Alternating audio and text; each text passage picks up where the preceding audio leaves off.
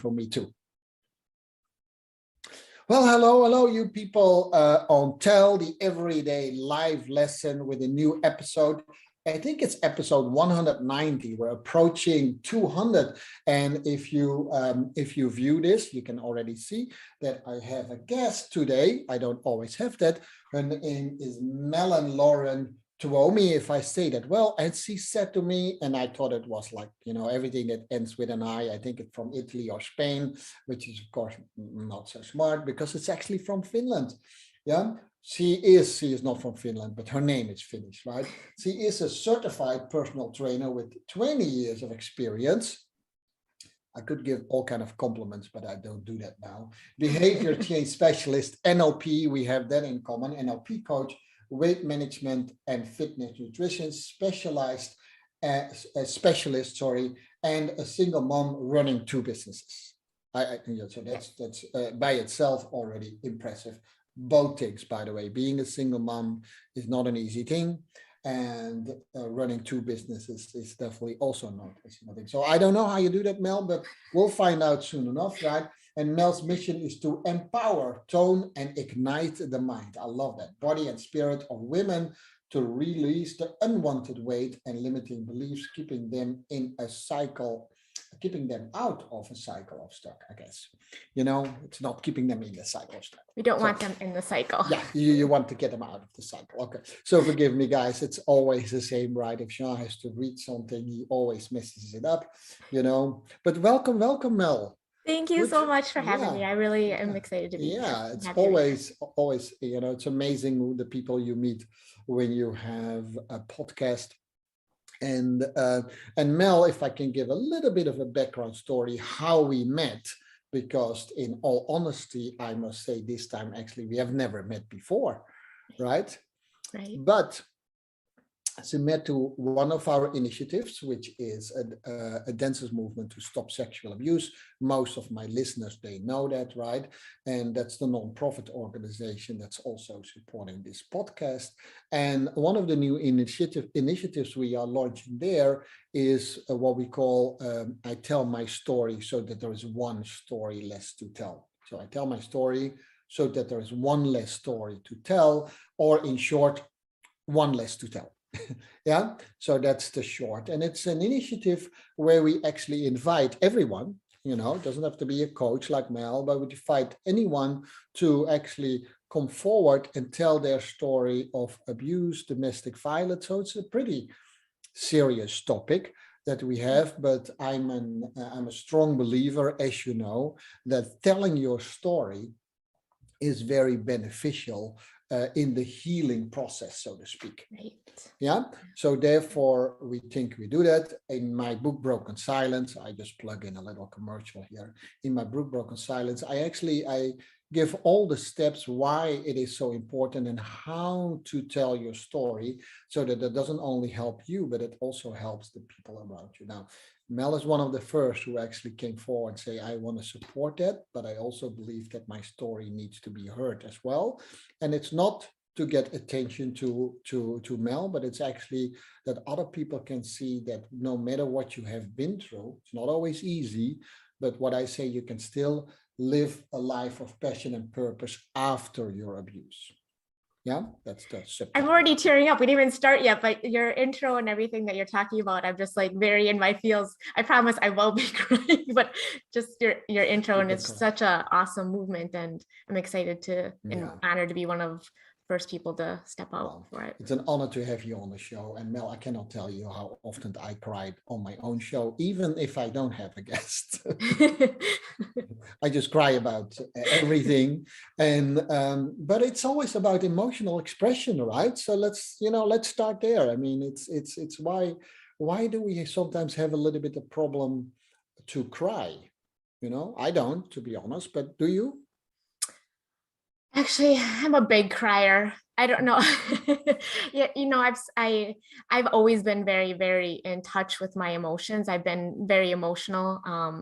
And I find that, even with that movement, just knowing it was like a dancer's movement, and then there was that combination, I'm like, is this a thing? Because ever since I was really, really young, and when this happened, when the first instance happened, I was very drawn to music and dancing. And now I teach like dance for fun. And so like the music and the dancing have always been such a huge release for me.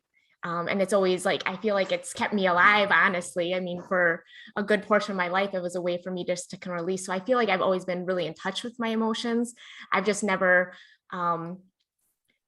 necessarily expressed them or learned how to heal them, but I was always very in touch with them. Well, beautiful. I mean, it's always so beautiful. People that are listening, that we can immediately dive into topics that are so important for us, because Mel already said a few things. He says, you know, the expression itself is where the healing is. Does that make sense? You don't have to do anything. You don't have to learn anything. The expression itself heals. Does that make sense? And dancing is just, of course, I'm a dancer and a dance instructor and teacher for as long as I can remember. So it has always been, and it's sometimes, Mel, I just call it the only place where I feel at home. Yeah. Talking about crying, let's not do this too long, because I'm getting right there. Yes, so it's definitely the place where we sometimes feel at home, because we can express in any way we want and need without any judgment. Yeah, I've always felt a bit like, I always thought I enjoyed music more than the average person.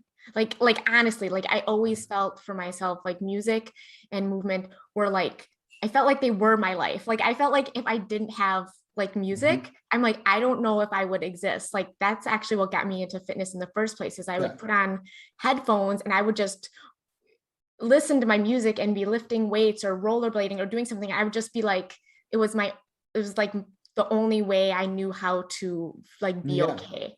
Well, how beautiful is that, right? Do you play an instrument or anything like that? I always wanted to, but I grew up very poor and I didn't have a lot, you know, like I wanted to play drums and I wanted to play the saxophone. Drums. And I think it was something that would have came natural to me because I did like all the testing and stuff, but I also had a single mom and that was not something we were ever going to, that was not going to be in my future. So I think if I would have, it would have been something more natural to me because I just feel it so much, but unfortunately it's not something I do, but I do teach the dance, and that is what I enjoy a lot. Cool. And just there's a lot of listeners that coming from my dance background, but can they tell you a little bit what your dance background is? So I actually teach at my gym. So it's just like this little fun hobby where I teach like, it's like hip hop, R&B, just very like the music Zumba that I love type. Yeah, cool. Yeah, I have taught Zumba, but I moved away from it because it wasn't like my thing. Like if I'm gonna dance, I need to like, it needs to be natural. It needs to just like, so it's very R&B. It's very like in touch with my body. It feels really good. And so just go in and don't tell my supervisor, but I would do it for free because I just love it. And I do it like once a week. So it's outside of my business. It's just more of like my own thing that I get to do. Well, it seems that I mean, if I can read body language really well through Zoom, it seems that you're very passionate about dance, and you know, I would say keep doing it. It's you know, in dance, I discovered a lot of things about myself, but I also discovered the power that we have as dance instructors and teachers is that we see people how they move, and that's something that is common through most dance teachers, is that they see, well, there must be something going on with this person and the way they move. It feels unnatural. You don't all have to be you know, a great dancer. I mean, that we don't have to, but you can see if someone moves naturally or very uptight. You probably sense that too when you teach people. I mean, absolutely. You know, lose up your shoulders, and people don't. Yeah, you can definitely see blocks. Yeah, they you know, there's some kind of block if you can't just kind of let it go. You're like, there's something holding you back. And in your little bio you sent to me, you know, there are three things that let me turn this sound off. There are three things that that defines a person's life, right? Only three things. And one is the beliefs that you have. And that could be right beliefs and it could be false beliefs, as you said. Right. The second thing is the habits that you have. And the third thing is the decisions that you make, right? And they Right. influence each other, obviously. But yeah, some people cannot move because of the beliefs that they have, right? Because we're very strict. In the past, it was very, to move a little bit like this, that was not done in some cultures, still not, by the way. But it could also be the habits. The way we sit in a chair, the work way we do can be very restricted and limited for our movement. Yeah. Right. And then, of course, the choice in this case is also good. If I slouch a little bit, but if I keep on slouching, it becomes some sort of a habit that becomes a choice. It's a choice that becomes a habit. See? So I think you are naturally in a good place to do that. And I'm sure that, flows well with your other coaching things. Cool. Absolutely. I like that. I like that. Now, since this is a little bit linked to that specific topic in the dancers movement, one less story to tell. I would like to go, if you don't mind, Mel, a little bit to the story that you recently placed on Facebook. Yeah. And let me do that. And which is for me, when I was reading it, talking about crying, I don't know, every story that I see, I start to cry, and I tell maybe a little bit of my own story too. But the strange thing is, Mel, every time when I hear a story, is these things you cannot make up. I mean, there's no Hollywood story that can come up with more gruesome stories and harrowing stories than I've heard in my life about abuse. So I'm pulling it up right now. I was stalling a little bit. Did you notice that? my phone closed off, and then I had to. So yeah, it's live. Yeah, I know it's live. It's live. Yeah, I know. I'm talking to audience, and they always say, "Jean, you cannot do that. You have to stay in the program." I said, "Well, I am in the program." So I'm going to read it because, although Facebook has 2.6 billion users at the moment, I can hardly imagine that they did not see mine or Mel's story, but it still happens that they don't see who we are. Now, can you believe that? Still people who miss us. I mean, how? How? Yeah, how, right? So featuring Mel Lauren Tuomi. Mel is a weight loss coach who helps women lose weight by recognizing the correlation between past trauma and weight gain. Yeah, that's really good. So she says later on that 80% of weight gain is mental. I believe that. Actually, I teach that too, but I believe that. So wonderful that she offers that to her. Her clients experience stunning results. Mel herself went through much to come to this realization. In support of her cause and the movement One Less to Tell, that's me in this case, she has agreed to tell her story. And the story is as follows. It's a short story, but nevertheless, it touched my heart. My alcohol problem started at 12. Let's stop there, dear listeners. At 12 years old. Now, and there are some cultures where you get alcohol when you're 5 or 6, Yeah. but in our culture, and then call yourself, well, probably you didn't do that immediately, but call yourself an alcoholic, that's big. Yeah. That's big. And that alone already makes me stop, and it should make everyone stop.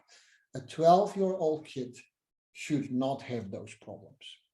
It should not. And we still live in a world where children have these type of problems. It started for many reasons. I won't go into all of them here. Maybe you do it a little bit later. But one reason was being molested at 10.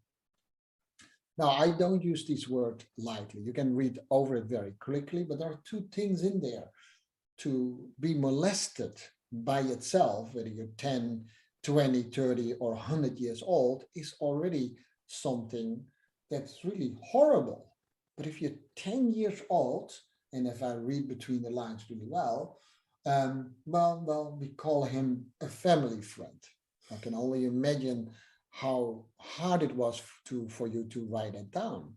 Should I give more details? Should I give little details? But here's the thing, and this is also in my book, and this probably will touch you a little bit, trigger you may even know. This came from someone that was supposed to keep you safe. But now you had to be kept safe from that person. And that messes you up to your core. Do you understand that, people, when I say that? When a 10-year-old have the trust in the people around them, which is family, that's your circle. Remember, when we talk about circles of trust, your first circle is your parents, and your second one is your extended family. If you can trust those and they start to molest you, your whole world is going into a completely different direction than what whoever intended our life intended it to be. Yeah.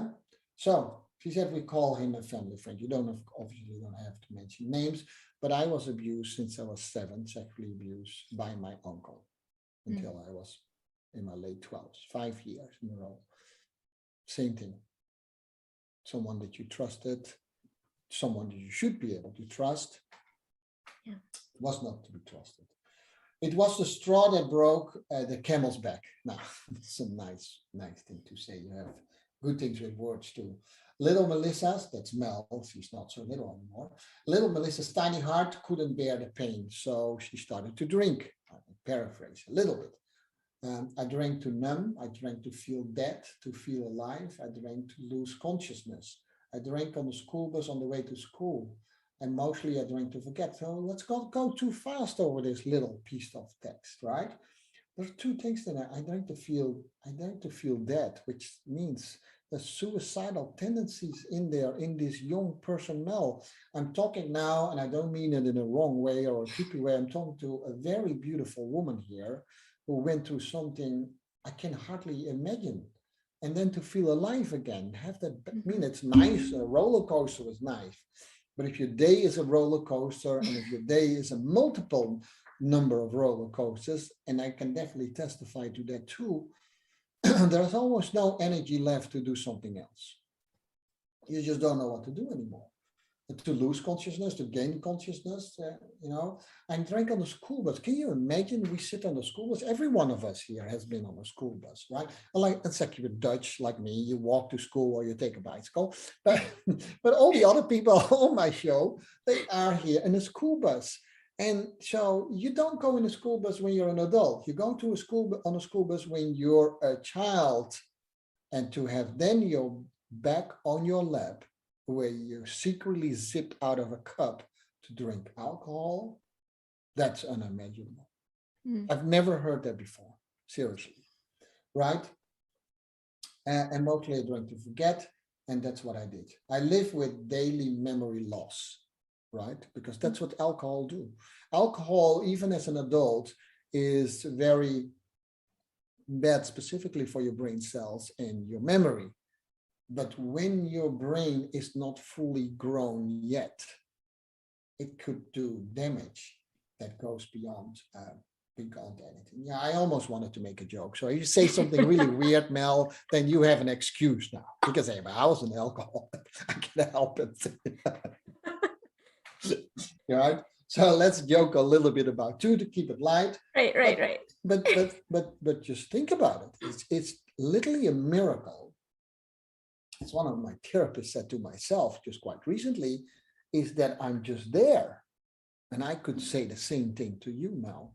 It's a miracle that you and I have this conversation. And since we have this conversation as an adult, people just don't give it a lot of attention. They listen to it, and we are super grateful if you're one of my audience, but you should pass this on. The reason why Mel and I are doing these things, it's not because we want our attention. We don't want this to happen to other 10 years old again. Yeah. These cycles need to stop. Can we not understand that? Hold on for a moment. It's not only a sob story. Mel is a pretty awesome person right now. We can have a lot of fun and dance and go out and have fitness, whatever we want. But it's the past that we need to learn from right now. Does that make sense? So I'm halfway a story. I'm not sure if I can finish this. I've lost clients because of stupid memory loss mistake. Now that I think you fixed, right? But you make mistakes because of that. And please forgive yourself for these things, right? it causes me daily, and this is present time. This is Mhm. how it is right now. It's not over yet. You will never, ever be fully healed from abuse. That's a ruse. That's a fantasy. You can only learn how to cope with abuse, right? Does that make sense? But the fact that there are specialists in the world right now who can teach people how to cope, that's the sad story that is needed. Yeah. I wish I was not needed, and Mel had the same feeling. She and I rather probably go to the movies now today, eat some popcorn instead of. Does that make sense? I'm making a joke here, but does that make sense? The sadness is that this is needed, right? And I try to do it as light as possible. It causes me daily grief, and I feel like an imposter at times. Yeah, I feel with you. Imposter syndrome is like a growing thing. It also became like a lot of coaches talk about it. Dean Graziosi, Tony Robbins always talk about the imposter syndrome. Yeah. It comes a little bit from the fact, excuse me, I have the deepest respect of you guys, Tony Robbins and Dean Graziosi, but it's a little bit of a coaching trick too. Let's talk them into a little problem, and then we can sell you a program to to get you out of it. But because people recognize I'm an imposter.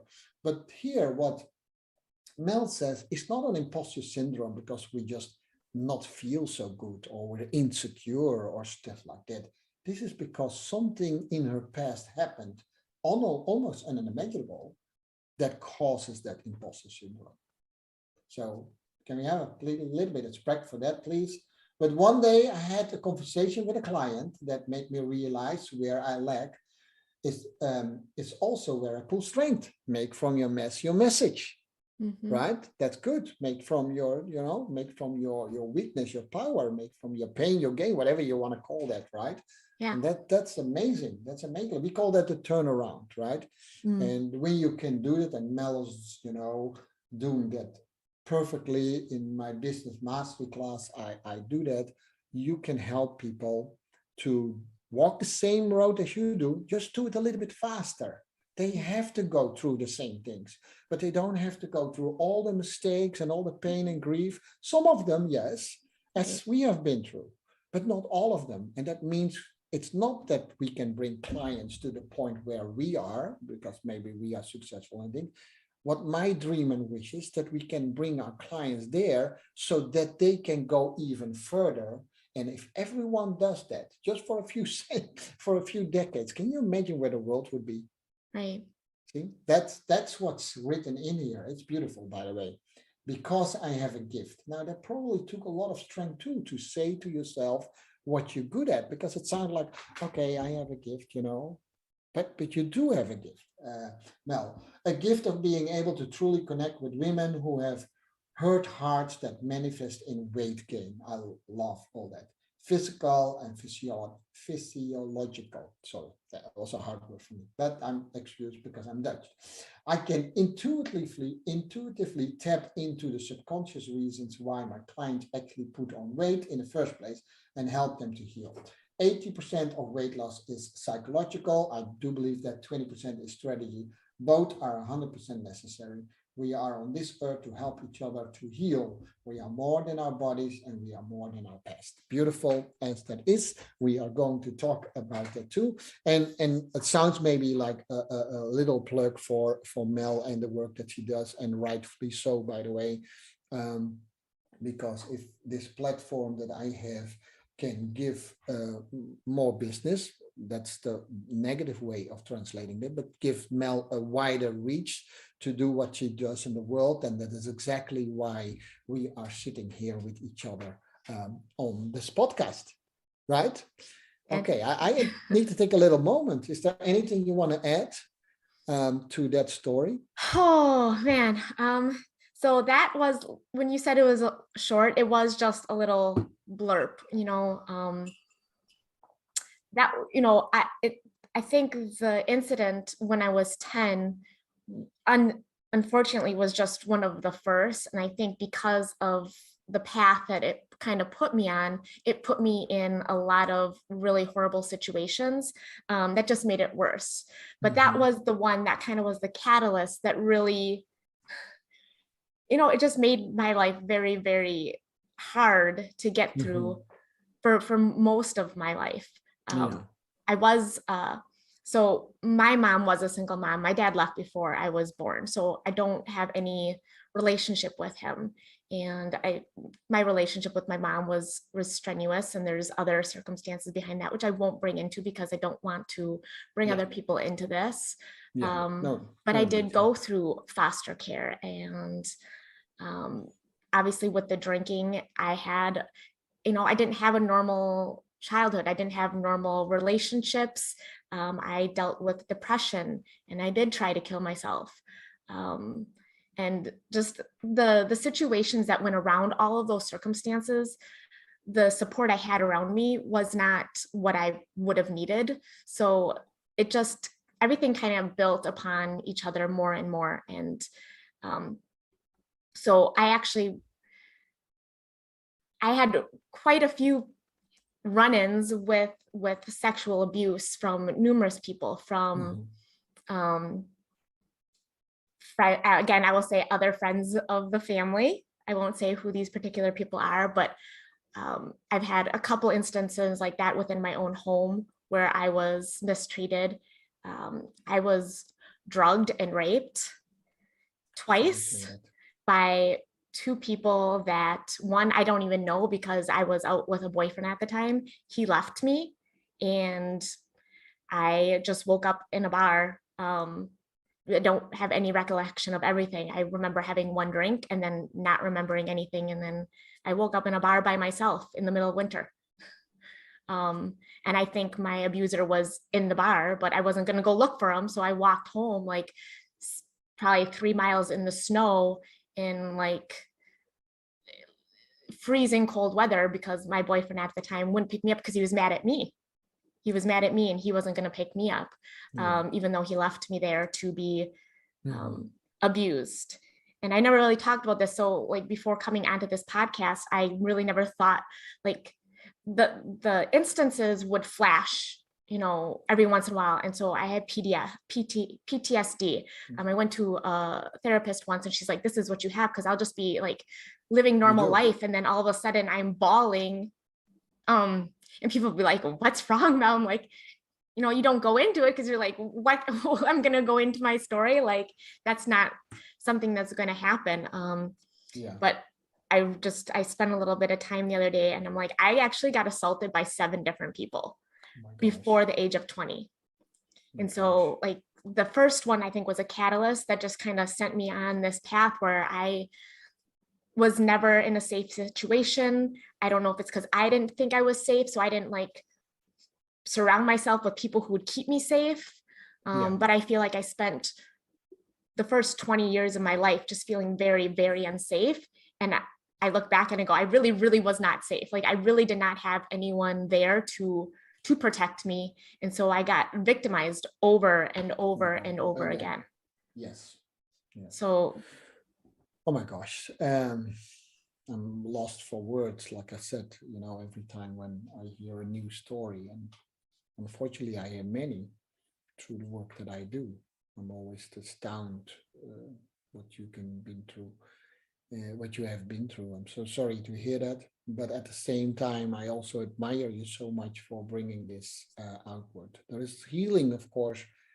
I'm pretending that Mel is now not listening, right? Because I'm talking to my listeners. There's healing, of course, people for Mel herself by being able now to tell this story. It only shows how much strength this person has, at least now. Could be tomorrow completely different. I know all about that, right? And to hear that it's actually the first time, that it actually goes in this much detail public is an honor, of course, from my side. But that's not why we do that. But you can hear from the voice of Mel how sincere this story is. But at the same time, I also hear a lot of I'm getting lost for word. Yeah, there's a lot of strength in there. And that's what we have been at the Dancers Movement and myself as an author been saying all along is, we want to give you hope for people out there who are still stuck in their stories. And you don't have to tell the story publicly like Mel and I did, or even put it in a book like I did. That's not the point. Right. Tell it to someone, one person that you fully trust, but Yeah. really trust. We can teach you about trust too, by the way. I'm sure Mel can too. How can you really trust someone? Um, and it's not for the other one to, it's just for you to release that negative energy that has been built up. And you have to do it a few times. And now we'll give you a few techniques how you can listen to it and how you can tell the story. It's a process. Maybe even without Mel knowing it, she worked herself through that process. And start to see now with her teaching and becoming more public that she can be an example for other people. And that is the most beautiful thing that I can see, seriously, right? Beauty is a really weird thing. And I think in Mel's case, it has also worked against her, right? The fact that she's a woman, the fact that she's was also often very drunk, people took advantage of that. And I'm talking slightly different, Mel, because it touches my heart so much. I said in a podcast with Stephanie McPherson in her podcast, the power is, of course, is weird, but when a person, whether it's a woman or a boy, it doesn't really matter, says no, that means no, no matter when it says. But when that person is how do you say that? Incapacitated. Yes, thank you so much. Yeah. As you know, my second language is also, or English. English is my second language also. Yes, we are both in that same boat. Then it's even worse, These are horrible people that do that. But if you also listen to Mel's story, then it definitely comes very close to what we're trying to do with the dancers movement.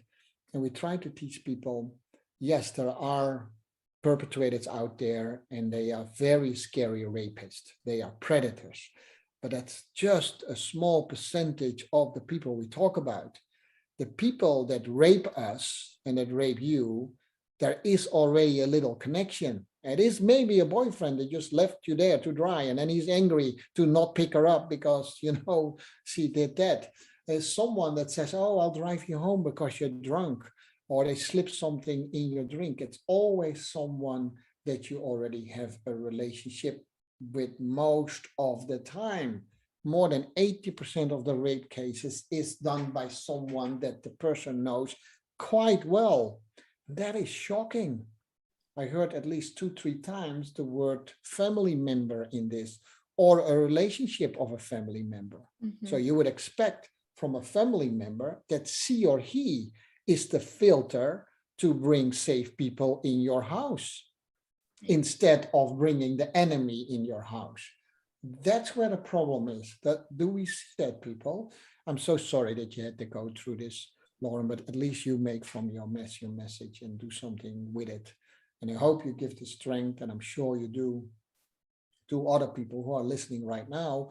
Don't have to jump on the podcast with me. I mean, you're more than welcome to do, by the way, guys, but that's not the point. But find someone to tell that. All right, I gave you also a little breather, so to think about it. Well, I found, I've shared little tidbits of my past. Yes. Previously, like little tidbit here, a little something there. Yes. Here, I probably shared more than I've ever shared before. But I do find that it does release it, because there's been a part of me, along with the drinking and then the sexual abuse and then the actual being raped and a lot of the consequences that happened because of that. It was like I held on to this weight, and it just, like the drinking was caused by the sexual trauma, and it also invited more in. It just invited more pain and more pain. And I found that when I finally decided to start my own business, I started to work. When was that, Mel? When did you start? Well, I started my business full time actually January 2020. Okay. So right before COVID, right before the world got really chaotic. Yes. It was like a side hustle before, and I was doing just personal training and stuff, working for someone else. But right before that, I started to do some real personal growth, because as an entrepreneur, like Yeah. it's different out here, and you are kind of forced into this like really like being aware and being intentional and like figuring out what your demons are and what's holding you back, because if you don't figure it out, you're not going to be successful, because all of your shit comes up. I don't know if I'm allowed to swear, so I'm sorry. But all of your stuff comes up. I did beep. Okay. All of your stuff comes up, and that is when I realized that I needed to be more open, because that openness and sharing was allowing me to get it off of my shoulders, because I was walking around just feeling so guilty and shameful and like dirty, and like I was broken and damaged, and like I couldn't, like I felt like a imposter just because I had all these secrets. Like I had this horrible life and all of these things, and I'm just not this like beautiful, smart, like successful woman. I'm like, I am broken, I'm hurt, I am damaged, and that's how I really felt, and that's what I saw. And I know you mentioned like you don't like to you know, tell people if they're pretty or not. There is that like weird, and I don't get offended by it, but there's this just it was a lot of ickiness that I felt like I was not really being who I really was, because the whole time I'm trying to like, I'm like, don't pay attention to the person behind the curtain. Like, this is me, this is me. Don't. But as soon as I started to let that out and just be open about it, I realized like that shame started to go away, and I started to find out who I used to be before the, you know, like before I was hurt, before these things happened to me and started to change who I was, and before I started to shut down and hide and numb. And so that is, I think, one of the best, greatest reasons why you want to find someone to share it with, so that it's not burdened on you. I don't think we're meant to hold on to this. It causes disease. It causes disease of the body, disease of the mind, disease of our relationships. Absolutely. Like it just is so toxic, and it's only toxic because we look at it that way, when it's not our faults, but it is our responsibility. It's our responsibility. And I decided I'm taking responsibility. Like, yes, that stuff was not my fault, but what I'm doing with my life, and if I'm going somewhere where I don't like it, it's still my responsibility. Absolutely. Even if I'm starting later in life, even if it took me 30 some years to figure out like, okay, this really messed me up. I really need to, like, you can do one more. Okay. And then I have to, kick you off. They were shutting me down. Okay. Automatically, it's built in Zoom. I can't even do anything about it. Right. Understandable. I got it. Totally. Boot me out. But I think that it's given me so much more freedom, and just being able to like figure out who I am. And like you said, I'm not like healed. Like I still cry. I still have those moments where it comes back and I get angry. Like I get angry and I'm like, why did you take away my youth? Why did you take away like 30 years of my life? Like, why did you do that? Like, I'm so mad at you. And and then I go back to forgiving, and I'm like, hurt people. And then I just, you know, my life is better. I'm I try to be the best mom I can to my son, and I'm not perfect, but you know, I'm like, but I still do a really, really good job. Like I'm here, I'm present, I keep him safe. And these are all things that I wasn't able to do for myself when I was younger. So I think telling and sharing and just, it's so helpful to be able to get your life back and stop pretending. I don't know how your business is going, but you have all the attributes to be super successful in what you do. And is there a financial gain in that? Yeah, absolutely. There's nothing wrong with that either, right? But more so, if you have that success, your reach is much bigger, and therefore we can do what we need to do. I mean, it was super passionate. I'm glad I have it on recording. I can send it to you and use that in some of your reels or whatever that's called nowadays on social media, because that's super powerful what you did, Mel, and it came straight from the heart. I hope you can hear and feel that the way how I do that. I'm so honored to have Mel Lauren and Tuomi on the show, the Everyday Life Lesson podcast. Time goes really fast, but I hope we can spend a few more minutes here. And if not, then and then we'll ask Mel just come back and we do episode 2, because I think we're not halfway even done talking to her and what she is bringing to the world. Right? We are more aligned than you can imagine. By the way, did we already send you a book? I mean, I'll personally send you a book, by the way, called Oh, I Broke. don't have the book, but Yeah. I would absolutely Yeah. love it. That'd Now, be amazing. if you later on get, don't say it in the podcast, but if you later on send me your address, then I will send you, of course, a book of broken silence. And see, that word brokenness comes in there. Some people say, we are not broken, right? We are broken.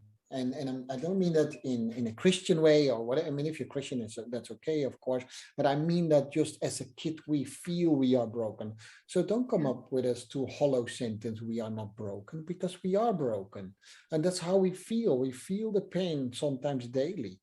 And it doesn't mean that we are not unbroken now, but there are times that I feel the cracks, right? It feel the Hmm. pain and the things that happen to me. The same thing as Melville. Actually, quite recently, it got to me a little bit more than in the years before. And you can't even predict that. Right. So and there's one thing, if I can offer you a little bit of coaching. I Absolutely. have a few years over you, so I feel I can do that. Does that make sense? Absolutely. There's a couple of things that we hear a lot. We are more than our bodies and we are more than our past. Now, that's absolutely true, right? We are more than our bodies. But at the same time, we are also our body, right? Right. I know there's a lot of saying like, no, we are spiritual beings in an human body or something like that. We are on this earth. Let's keep it very simple. We are in our body. And we are also, the summation of our past. We unfortunately are. We can find back our authentic self. That's why I'm talking to this, because that's what you hear in Mel's story. So you want to find something back that happened to her at 10 years and she feel that was blocked and broken, right? And when you can find that core back, your authentic self, your defined self, the self, whatever you want to call it, right? When you find Right. it back, it's you can start almost over again, but you have baggage with you that you can do something with. But if you don't find your authentic self back, then that baggage is only in front of you and you feel that you have to push it away from you every day. Does that make sense? You can Right. let it work for you, or you can let it work against you. And unfortunately, this is your choice. Sometimes it feels very hard to make that choice. That's why there are coaches like Mel and myself in the world. We help you to make that choice. We don't think lightly about it. We just don't say, oh yeah, change your mind. I say that, yeah, change your mind and you change your life. But it's not a one, okay, come book 10 seconds with me and I'll talk you through it. That's just nonsense. And then one thing here, since you were talking in dance, just do remember this, people, and I want to coach Mel a little bit and the rest of the audience. The body always remember. Mm. You might forget, but the body remembers. And I'm telling this strictly right now because I talked to someone. Mel has admitted here on the podcast that she was an alcoholic, although she avoided the word a little bit. I'm just throw it out there. That's what Jean is, straight as it is. She was an alcoholic and it caused a lot of memory loss, but I can already see from the posture, the way she moves, although that's a lot of freedom in there is still a lot of trauma in there if it gets, in the wrong timing, the wrong person, not touched really well. The body remembers faster than you can imagine. And that's when the shame comes up and we block and we want to run away. And we think that we don't need anyone but ourselves. And of course we do. Mel needs her Mm. beautiful son and the people that she already knows. And so do I need the people that I love me. But so often we think we don't need anyone because we don't trust anyone anymore. Mm. Does that resonate with you, Mel? 1,000%. I am definitely the loner type, and when things go down, no, Mel is not to be found.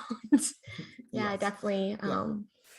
And Yeah. then she said something about beauty. I feel kind of weird to talk about it in a way, in a sense, because, I am a dancer. I'm often very much surrounded what the world sees as beautiful people, beautiful dresses, Mhm. Latin dresses. We move well and stuff like that. So our world, the outer world, is very judgmental on our beauty. And to some extent, you can see it from Mel. And if you know me a little bit, well, I'm nothing vain is not strange to me. I look more in the mirror than the average human being, I think. And so I have a lot of vanity. I love the outer beauty.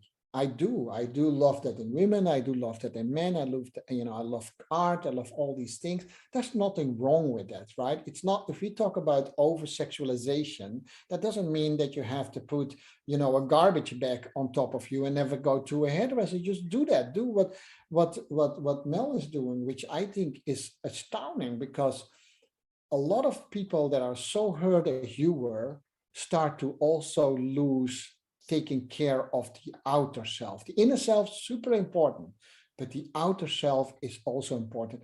And I'm not talking about that you have the perfect measurements for the 20th century or the 21st century. That will change in a couple of years. Who knows? Maybe small Asian people like me become, the new, who knows, right? I can say and make about these jokes. There is no judgment in me. What you like and how you are. If you have too much weight, you can still be beautiful. You're just a little bit more beautiful if you have the weight that fits you. Yeah, that's what it is. You're beautiful as you are. That's what I want to say. If you take care of yourself. But here is the but.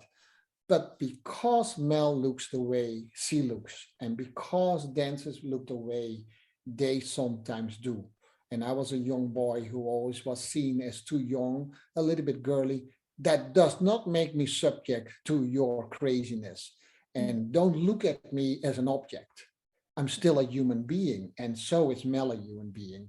Because she looks pretty, that doesn't mean immediately like, okay, that's what she wants. No, she just like beauty like I do. That's what's going wrong in the world, and specifically you men. We need to stop about these crazy jokes and stop yourself when you see a woman that you like to think immediately about sex. Right. Can we do that, please? I know that's not always easy. I did it for many years. I talk to churches, by the way, Mel, where men start to admit that they do that. Yeah. So what if that's your daughter that you're talking to? Right. Would you be okay if a guy does that? No, that's what you need to do. So Mel, keep doing what you're doing. You look beautiful, seriously, and it's just a testimony for other people to look maybe not the same, that's impossible, but to say that's important too. You can still be beautiful on the outside. Yeah. That's what I wanted to say about it. It's just, that it's so beautiful. By the way, anyhow, guys, it's an honor. I don't know where to stop. I didn't even come half the way material that I was thinking of talking to Mel. Is there anything you want to share with us, Mel, before and I will ask you also to mention your website and all that kind of craziness, right? Because why not? Right. Why not? But is there anything you want to share with us? Because you kind of have a little bit of an awakening here on the show, which I'm the first one. Later on, when she's a multi-billionaire with a fitness business, I can say, I hit her first. Right. It's just, I just wanted to mention this. Like I just wrote a little, I write random little posts on Facebook, and I actually wrote something about body positivity and how, there's some flaws in that, right? Like a lot of times the body positivity community I see can, they take like mental health and they put it on a pedestal, and a lot of times they will not worry so much about physical health. And I really do believe that they are one. I think everything kind of, if you're not physically healthy, if you're not taking yourself, exercising, eating healthy, it affects your brain. Just like myself, like if I'm not taking care of myself, I get more depressed. I feel worse. So I think they're combined. But the reason why I'm bringing this up is I actually had someone, and this is really important, I can't believe it's still happening, but I had a regular picture on there. And again, I do have some learning disabilities from my past. I am not Einstein, and I never claimed to be, but I do try really, really hard, and I have really good intentions. And this woman out of nowhere just posted on my post saying, "This was written horribly, at least she's hot." And I was Wow. floored because I feel so bad for Well, at least was everyone right now. Like, I yes. just feel like Yes. everything is just, there's so much toxicity in the world. And if I would like leave people with something, it's like, you don't know people's story. You just don't know people's story. You don't know whether they've been abused, whether they're in a abusive relationship, whether their whole life they've been put down, and maybe they do have learning disabilities. Maybe, like, we just don't know what people are going through. And in the last couple years, everyone is probably going through something. And it would just be really, really nice if people could just take a second and just treat other people as people.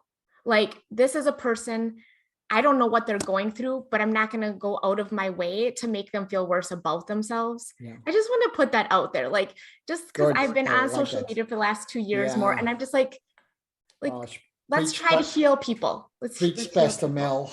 I mean, start a church, I would go through it. And preach.